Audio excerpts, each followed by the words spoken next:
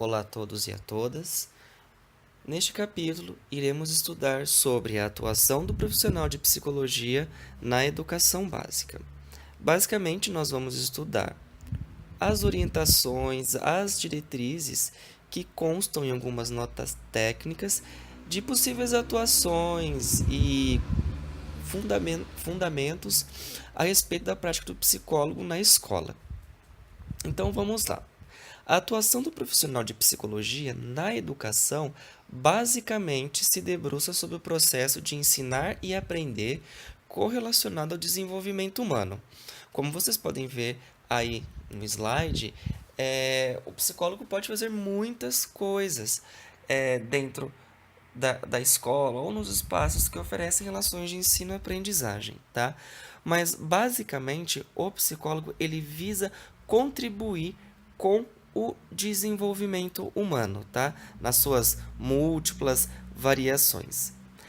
Por isso que o profissional ele deve ter dominado muitos conteúdos e conteúdos um tanto quanto complexos, porque são vários fenômenos, são vários tipos de relações que envolvem o processo de ensino-aprendizagem. Para tanto, ele tem que saber conteúdos sobre educação, sobre desenvolvimento humano, saúde mental, psicodiagnóstico, gestão de recursos humanos, políticas públicas, e outra uma vária gama que envolve esse processo. Tudo bem? Então vamos ver especificamente alguns tópicos de possibilidades de atuação, tá?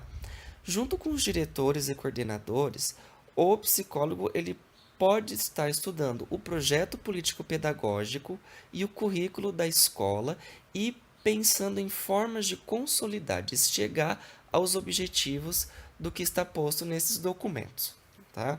Então é um trabalho interdisciplinar. Com os professores pode propor formação continuada, analisando e levantando necessidades do corpo docente, tá? Orientando os pais sobre como educar os filhos, como controlar o comportamento deles.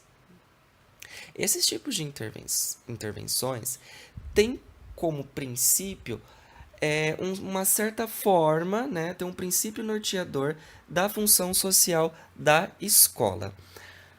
Na concepção do Conselho Federal de Psicologia, a escola ela tem o objetivo de formar integralmente o indivíduo, abrangendo tanto o desenvolvimento cognitivo, emocional, social, a partir dos conteúdos historicamente sistematizados, os conteúdos científicos, tá? Essa formação ela tem que estar baseada na Declaração Universal dos Direitos Humanos para que forme um caráter, forme personalidades que consiga respeitar o próximo e consiga desenvolver a autonomia e a cidadania, tá? No entanto, encontramos aí já um problema. Não vou me aprofundar nisso pela questão do tempo, mas nós podemos perceber que a escola ela está longe de cumprir essa função social. A escola tem se voltado uma formação tecnicista, voltada para o mercado de trabalho e deixado de lado um pouco a questão da formação dos valores, tá? Esse é um dos problemas. Outro problema que a gente encontra é a própria concepção dos professores e dos educadores em relação a queixa escolar, a pessoas com deficiência. O que eu quero dizer com isso? Problemas na questão da concepção. Algumas vezes o professor pode pensar que o aluno não tem mais jeito, que o aluno ele tem uma deficiência e por isso não se pode fazer mais nada. De fato, uma deficiência, sim, compromete o funcionamento da pessoa. No entanto, existem outras funções que podem ser estimuladas e podem ser trabalhadas nessa direção. O psicólogo ele pode trabalhar junto com os educadores, fazendo essa modificação de concepção na forma de realizar a própria prática pedagógica, tá? Então esse é um dos outros tipos de trabalho que o psicólogo pode estar desenvolvendo na escola, mudanças de concepções desconstruindo mitos, estereótipos ou explicações mesmo que limitam os alunos às suas próprias características.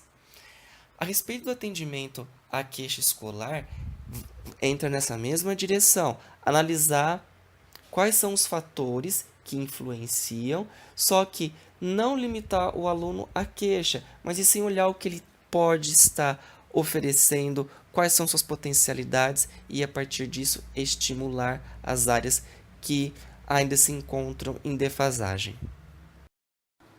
Dentre as possíveis práticas que o psicólogo pode estar desenvolvendo na escola ou em qualquer outro campo de atuação, encontramos a avaliação psicológica. A avaliação psicológica é uma atividade complexa e se constitui na busca sistemática de conhecimento a respeito do funcionamento psicológico das pessoas, com o intuito de orientar suas ações e decisões futuras. Esse conceito também é aplicado às pessoas com deficiência. No entanto, o psicólogo ele tem que ter cuidado ao utilizar certos instrumentos psicométricos ou querer desenvolver algumas atividades. Vejamos o seguinte exemplo. Vamos comparar duas pessoas. Uma pessoa que tem duas mãos e uma pessoa amputada, sem as duas mãos. É lógico que não podemos exigir que o profissional ele queira que o seu cliente faça a mesma atividade, essas duas pessoas façam a mesma atividade no mesmo tempo, né? É inconcebível isso. Então, o psicólogo ele tem que entender muito bem do teste, ele tem que entender muito bem quem ele está avaliando para ver se é viável isso, tá? Outra coisa, o psicólogo, para ele fazer a avaliação psicológica, ele tem que considerar o contexto e a cultura em que está acontecendo a avaliação, tá? Tem que considerar, por exemplo, elementos culturais que estão envolvidos no desenvolvimento da pessoa, o próprio dia que a pessoa está vivenciando, algumas vezes o dia não está favorável e ela pode realizar o teste, por exemplo, um teste de inteligência de uma forma um pouco mais descompromissada. Então, tem todas essas variáveis aí que a gente precisa estar considerando. Outra coisa, a avaliação psicológica é um processo, tá? Então, por ser um processo, tem vários procedimentos. Não é só a aplicação de instrumentos psicométricos. A avaliação psicológica consiste na entrevista em que o psicólogo ele estabelece o rapport com o seu cliente, ele levanta informações, fortalece o vínculo, tá? Outra técnica, a observação sistemática, é muito importante. O psicólogo ir na hora do recreio, observar a criança com a relação com seus pares para poder ter mais informações. Também tem a questão das dinâmicas de grupo, que são situações criadas para avaliar certas competências ou disparar reflexões sobre algumas temáticas. Basicamente, esses 6 capítulos abordaram práticas do psicólogo, as boas práticas, né, do psicólogo nos seus mais variados campos de atuação, respeitando as normas técnicas, todo o conteúdo que é elaborado pelo Conselho Federal de Psicologia.